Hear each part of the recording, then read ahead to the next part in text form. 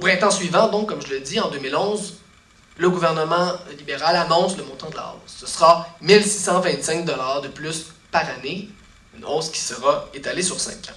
La réaction est rapide. Dès la fin mars, l'escalade des moyens de pression du mouvement étudiant franchit une nouvelle étape. Les actions se multiplient tout au long du printemps, de l'été et de l'automne 2011. Depuis 40 ans, le mouvement étudiant québécois a été un défenseur énergique du projet de société contre lequel les libéraux veulent justement opérer leur révolution culturelle. Et l'encre a beaucoup coulé au sujet de la crise, de son intensité, de sa violence, de son désordre. On a beaucoup parlé des craintes et des exaspérations que la crise provoquait au sein du grand public. On a toutefois très peu réfléchi à l'adjectif qui qualifiait cette crise, sociale. On a ainsi éludé la question de savoir quel groupe, quel tissu de la société québécoise s'opposait avec tant de force à la politique des Lucides, à leur révolution culturelle. Voilà la première question à laquelle il faut, selon moi, réfléchir ce soir. En chœur, ils ont soutenu qu'il serait en réalité injuste que des gens soient privés d'éducation pour des raisons financières, que la hausse des frais n'est pas nécessaire, ce sont les mots de Jean Caron, que la gratuité est réaliste, ce sont ceux de Jacques Parizeau, que l'éducation a une valeur collective avant une valeur individuelle, ce sont les mots de Guy Rocher. Lise Payette, quant à elle, a fait entendre, je cite, « la voix d'une femme qui a été privée des études qu'elle désirait entreprendre parce que sa famille était pauvre et parce qu'elle était une fille. » Ces personnalités défendent une conception de la juste part et du service public qui est sans commune mesure avec celle que chérissent nos dirigeants actuels. Pendant la grève, ces personnalités ont rappelé, chacune à leur manière, l'esprit qui anime l'université québécoise depuis 50 ans et que le rapport Parent décrivait en ces termes. Je cite. « Le bénéfice social des études universitaires a plus de poids que le bénéfice individuel. » L'éducation, ont-elles soutenu, n'est pas seulement un levier d'enrichissement personnel, c'est une institution sociale. C'est précisément cette idée qui a présidé à l'édification du système universitaire public au Québec depuis 50 ans. Sans elle, l'éducation n'aurait pas été l'une des pierres d'assises du projet d'émancipation que constituait la Révolution tranquille. Ces personnalités, cette génération qui ont bâti le système québécois d'accessibilité aux études, sont conscientes d'une vérité sociologique et historique importante. L'accès à l'éducation a été vital pour la formation de la classe moyenne au Québec. La réforme de l'éducation propulsée dans la foulée du rapport Parent s'inscrit en effet à l'époque dans un vaste projet de transformation sociale dont la plus grande réalisation est d'avoir jeté les fondements institutionnels d'une société de classe moyenne au Québec. À l'époque, lorsqu'on soutenait que s'instruire, c'est s'enrichir, on pensait toujours à la fois à la richesse individuelle et à la richesse collective. Tout cela était absolument indissociable. Les salariés savaient qu'ils avaient tout à gagner à titre individuel, à défendre leur existence comme groupe à l'intérieur des syndicats, à travers les institutions et par l'action politique. Pour les francophones, en outre, il était manifeste que l'indépendance économique était un enjeu collectif d'importance parce que, comme on le sait, c'est l'indépendance économique qui conditionne les autres formes d'indépendance, l'indépendance culturelle, sociale et politique. Dans ce contexte, le projet de gratuité scolaire, donc, apparaissait à tous, même aux libéraux de Jean Lesage, comme une politique saine, nécessaire, à l'amélioration des conditions de vie de la majorité, fondamentale pour la réalisation de la grande idée de l'époque, devenir maître chez nous. Un autre élément qui me semble important de rappeler, et qu'on oublie, c'est que la génération qui nous dirige actuellement, c'est les dirigeants qui ont annoncé l'augmentation des frais de scolarité, tous ceux qui ont annoncé qui ont annoncé récemment leur indexation, appartiennent à la génération la plus scolarisée de toute l'histoire du Québec, en grande partie parce qu'ils ont profité de très bas droits de scolarité. Cette génération a fréquenté une université accessible, la plus accessible de notre histoire, parce qu'elle était financée à même les impôts prélevés sur l'activité économique de leurs parents. Aujourd'hui, ils refusent de payer ces impôts à leur tour et d'offrir une université accessible à la génération suivante. Ils se désengagent de ce pacte dont ils ont pourtant été les premiers dans notre histoire à profiter. D'évidence, ceux qui ont réagi à cette révolution culturelle, ce sont ceux pour qui le bénéfice social de l'éducation dépassera toujours le bénéfice individuel. Les membres de la classe moyenne, les salariés et aussi les plus pauvres. Dans une recherche publiée en 2010, la Fédération étudiante universitaire du Québec révélait que 50% des étudiants de premier cycle, donc de baccalauréat au Québec, proviennent de familles dont le revenu annuel ne dépasse pas 65 000 $ institutionnel d'existence de la classe moyenne. À cet égard, l'enjeu, pour la plupart des gens qui manifestaient, n'était pas une affaire de choix, de valeurs ou de convictions personnelles. Il était viscéral, existentiel, car hors de ces institutions, il n'y a point de salut pour les salariés. Si on ne stoppe pas cette tendance à suivre le modèle social américain, observait Jean Garon durant la grève, c'est la classe moyenne qui va payer. Le modèle québécois a ses défauts, mais les politiques économiques des 15 dernières années entraînent les salariés et leurs familles vers un abîme social. Pourtant, c'est prétendument dans leur intérêt, l'intérêt de la classe moyenne, qu'on identifie à l'allègement de leur fardeau fiscal, que les gouvernements des dernières années ont imposé des politiques d'austérité et de privatisation des institutions publiques. Puisque personne n'explique aux travailleurs que si leur niveau de vie se maintient, c'est précisément grâce aux impôts et aux services publics, ceux-ci calculent qu'ils s'enrichiront individuellement par des baisses d'impôts. Selon cette logique du chacun pour soi, le principe de la gratuité financée par les impôts se transforme en injustice et la juste part devient celle que les utilisateurs devraient payer pour financer les services publics qu'ils consomment. C'est exactement ce que défendait Jean-François Lisée à la télévision en s'offusquant de ce qu'un entrepreneur détenant un simple diplôme de secondaire 5 puisse se retrouver à payer pour les études universitaires d'une fille de médecin. L'augmentation des droits de scolarité, de ce point de vue égocentrique, libérerait donc le contribuable d'un poids, celui d'avoir à financer les universités, dont les activités, on le sait bien, profitent uniquement à ses diplômés.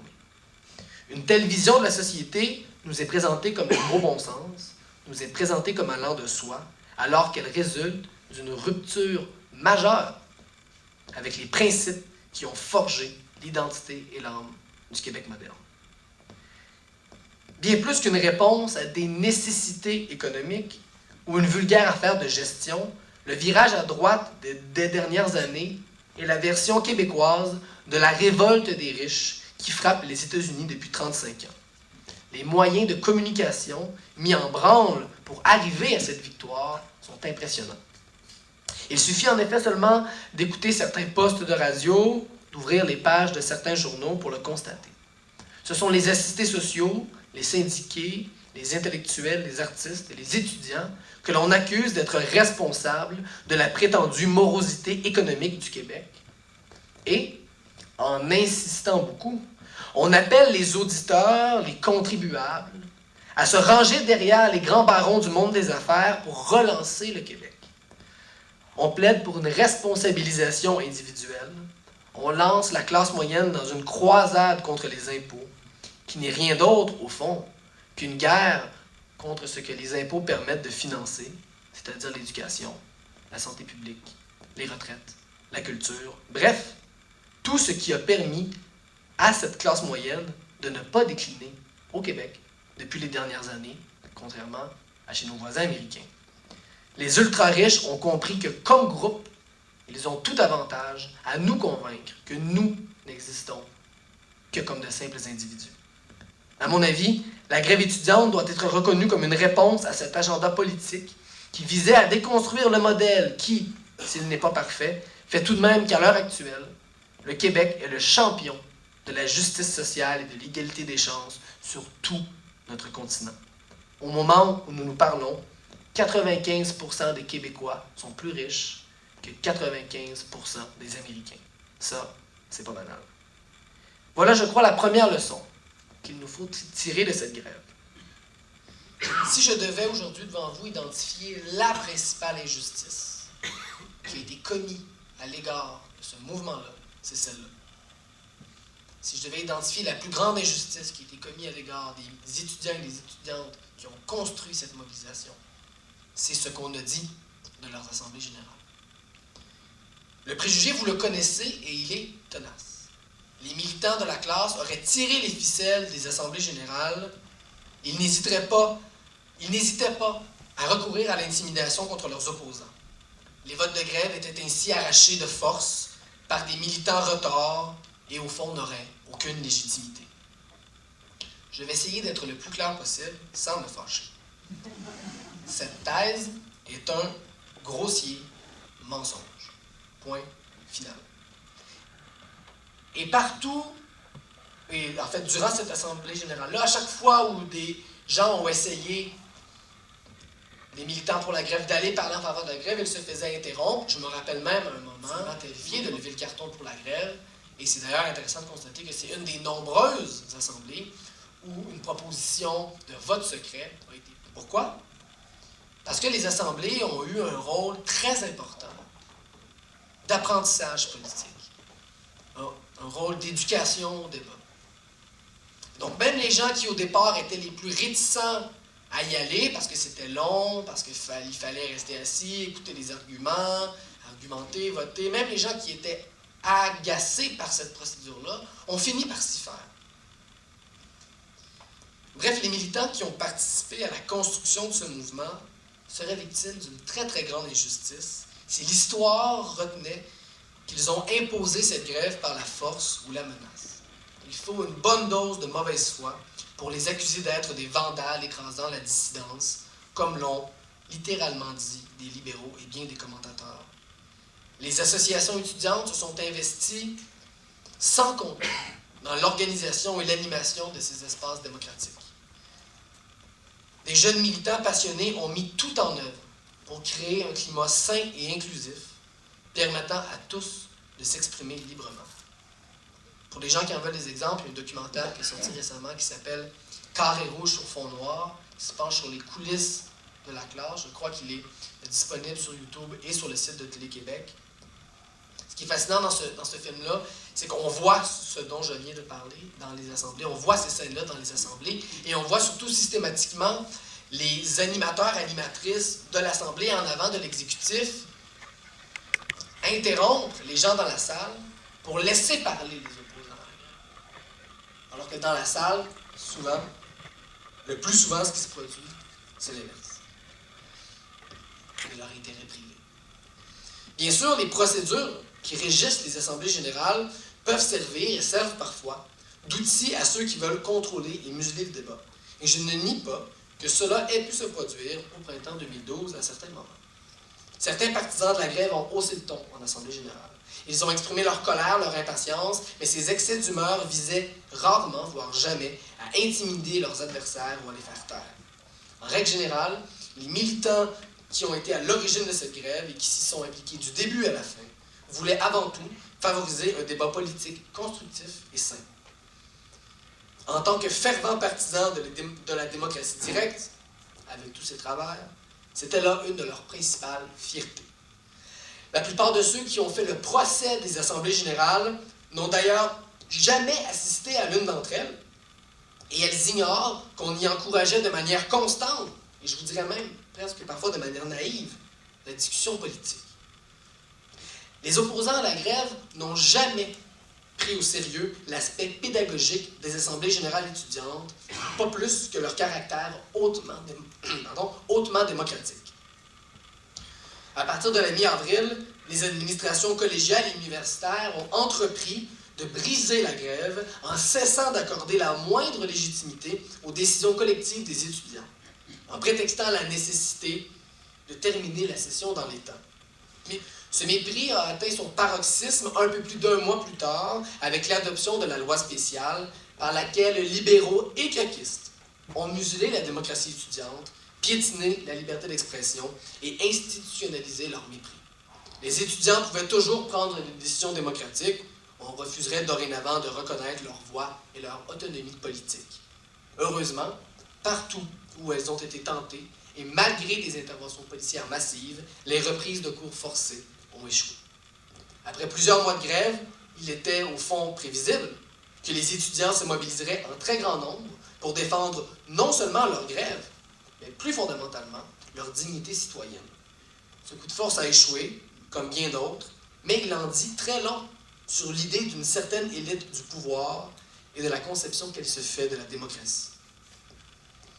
Cette offensive contre la démocratie étudiante a culminé dans l'idée que ce n'était pas la rue, mais les urnes qui devaient décider des orientations politiques du Québec. On se rappelle, ça a été le thème sur lequel Jean Charest a lancé sa campagne électorale. Au printemps 2012, on a découvert qu'ils étaient nombreux ceux qui estimaient que la démocratie se réduisait à une procédure privée et passive, votée en secret, de préférence pas trop souvent, tout au plus une fois aux 4 ans. Dans cet esprit, le scrutin électronique, c'est-à-dire la possibilité de voter nu, dans l'intimité de sa chambre à coucher, à l'abri des autres, serait l'acte citoyen par excellence. On atteindrait ainsi l'idéal du conservatisme politique, la démocratie sans le peuple, et la vie commune libérée de l'enfer de l'affrontement avec les autres. Or, comme le dit le philosophe politique Jacques Généreux, personne ne peut devenir ou redevenir citoyen là où il n'y a aucune cité. Notre personne et les droits individuels qui y sont rattachés ne sont réels que parce qu'ils sont reconnus par les autres, que parce qu'ils sont garantis collectivement, socialement. N'en déplaise aux crapauds qui aiment les eaux mortes des marais et qui craignent le débordement des rivières au printemps, les débats et les conflits politiques, la rue, ne sont pas l'ennemi de la liberté politique, ils en sont l'oxygène. Ce phénomène qu'on a vu se manifester au printemps dernier, on pourrait l'appeler, pour reprendre les mots du politologue montréalais Francis Dupuy-Derry, d'une agoraphobie, une peur maladive des autres et du débat avec les autres. Comme si le vote était une décision qu'il ne faudrait jamais devoir justifier. Cette agoraphobie, elle est le résultat d'une double réduction. Une réduction du politique à la démocratie parlementaire et une réduction de la démocratie parlementaire aux élections. La démocratie est ainsi confinée au bon vouloir d'un gouvernement, lequel serait en droit d'exécuter ses décisions en toute impunité jusqu'aux élections suivantes. C'est bien cet argument que l'on a soulevé pour discréditer les protestations étudiantes. Dès le 30 avril, l'éditorialiste André Pratt sommait le gouvernement de mater le mouvement et l'invitait à refuser toute négociation avec les représentants étudiants, ajoutant que, et je cite, « Dans ce dossier, faire preuve de fermeté, ce n'est pas de l'entêtement, c'est tout simplement gouverner. » Quant aux étudiants, André Pratt leur conseillait ceci, quelques semaines plus tard, dans un éditorial intitulé « De la rue au vote ». Je cite. En somme, les étudiants devraient reprendre leurs cours et transporter leur mobilisation de la rue au bureau de scrutin. Fin de la citation. J'ai rapidement cessé de compter, peut-être comme vous, le nombre de fois où on m'a opposé cet argument-là dans les médias. Au lieu de manifester, allez donc voter. La pauvreté d'une telle conception de la démocratie est saisissante, et ce, même pour des libéraux. Pas besoin d'être révolutionnaire ou socialiste pour admettre que la démocratie ne se limite pas, ne s'est jamais limitée à la procédure du vote. Alexis de Tocqueville, auteur qu'on ne peut qualifier d'extrême gauchiste, écrivait déjà au milieu du 19e siècle, que la démocratie était aussi et surtout un État social caractérisé par la participation dynamique des citoyens à tous les aspects de la vie commune, notamment par le biais d'associations politiques de toutes sortes. On peut par ailleurs soulever l'ironie évidente des propos de certains qui, du haut de l'autorité que leur confère leur tribune éditoriale, du haut de leur influence dans le débat public, somment le gouvernement de ne pas écouter la bruyante minorité que constituaient les carrés rouges. André Pratt, encore, je cite. « Pourquoi faudrait-il que Québec se plie aux volontés des étudiants d'université groupe privilégié de la société s'il en est. Fin de citation. On aurait envie de lui rétorquer, mais pourquoi faudrait-il que Québec se plie aux volontés des hommes d'affaires, des recteurs et des éditorialistes des grands journaux, groupe privilégié de la société s'il en est? De plus, souvent, la démocratie directe des mouvements sociaux à la politique institutionnelle, à la politique parlementaire. C'est une erreur pour moi. Le jour du déclenchement des élections en 2012, Jean Charest a tout parié sur cette fausse position en déclarant, je cite, « La rue a fait beaucoup de bruit. C'est maintenant au tour des Québécois de parler et de trancher cette question. » Or, il ne s'agit pas de deux mondes séparés. Toute l'histoire du 20e siècle, particulièrement au Québec, est faite de luttes populaires, syndicales, étudiantes, féministes, qui, en interaction constante avec le pouvoir politique, ont fait avancer. À travers les mouvements sociaux, une partie importante de la population s'engage dans la vie politique et exprime ses idées, ce qui n'a rien à voir avec le lobbyisme qui vise à influencer, lui, le pouvoir politique pour servir des intérêts privés. Autrement dit, la rue est loin de provoquer l'effritement de la démocratie. Au contraire, elle est une partie intégrante et un gouvernement démocratique se doit de dialoguer avec elle, c'est-à-dire avec les gens qui sont concernés par les décisions qu'il prend. Et c'est pour ça qu'on a besoin de paliers entre les deux, de paliers qui relient ces deux mondes, d'espaces mitoyens où les citoyens peuvent apprendre à se soucier, oui, des enjeux particuliers de leur existence, mais où ils peuvent aussi s'engager à les confronter et à les intégrer au tout de la société. Une société libre est donc renforcée et non affaiblie par le nombre et la diversité de ces lieux de participation politique qui permettent aux individus de s'élever progressivement à la hauteur des enjeux collectifs qui sont souvent abstraits.